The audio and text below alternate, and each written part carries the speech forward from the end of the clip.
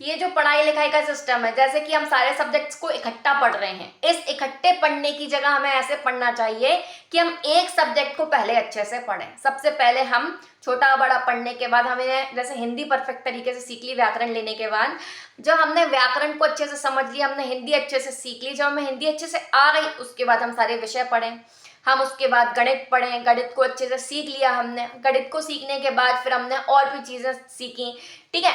फिर हमने वो चीज़ें सीखने के बाद अगर हमें फिर लगता है कि हमें कोई और भाषा का ज्ञान लेना चाहिए, अंग्रेजी सीखनी चाहिए, अन्य भाषा सीखनी चाहिए, जापानीज, चाइनीज, तो आप वो सब सीख सकते हैं फिर। लेकिन अगर आप सोचें कि आप डायरेक्ट आप अंग्रेजी से सीखें तो आप नहीं सीख पाओगे, आप अपना समय बर्बाद करोगे, क्योंकि किसी को भी अंग्रेजी परफेक्ट तरीके से नहीं आती। और जिस चीज़ को आप परफेक्ट तरीके से नहीं सीख सकते उसको थोड़ा मोड़ा सीख के अपना समय बर्बाद मत करो।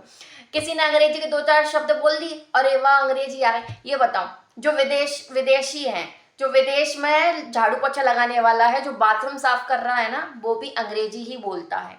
तो इसमें कोई बहुत बड़ी बात नहीं है कि किसी को अंग्रेजी आ जाए, ठीक है।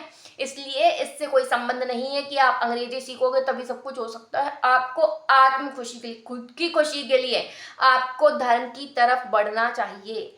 आप आत्म संतुष्टि प्राप्त तभी कर सकते हो जब आप धर्म की तरफ जाओ, क्योंकि आपको पता पड़ेगा कि आपने ये देह कितनी मुश्किल से धारण किया है।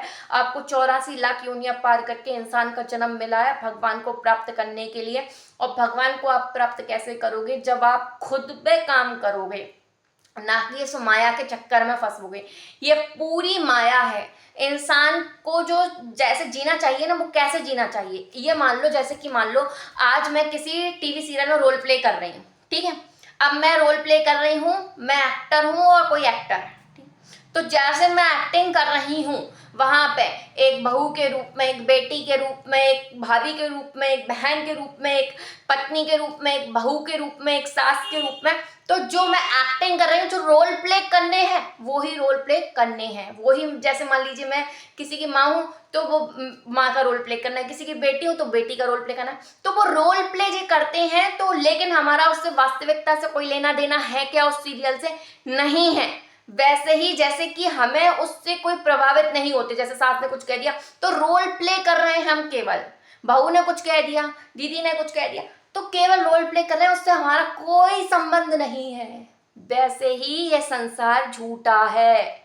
इधर पर कोई, जैसे मान लीजिए एक हमें रस्सी दिखी और हम ये समझ रहे हैं ये सर्प है, तो ये झूठा है।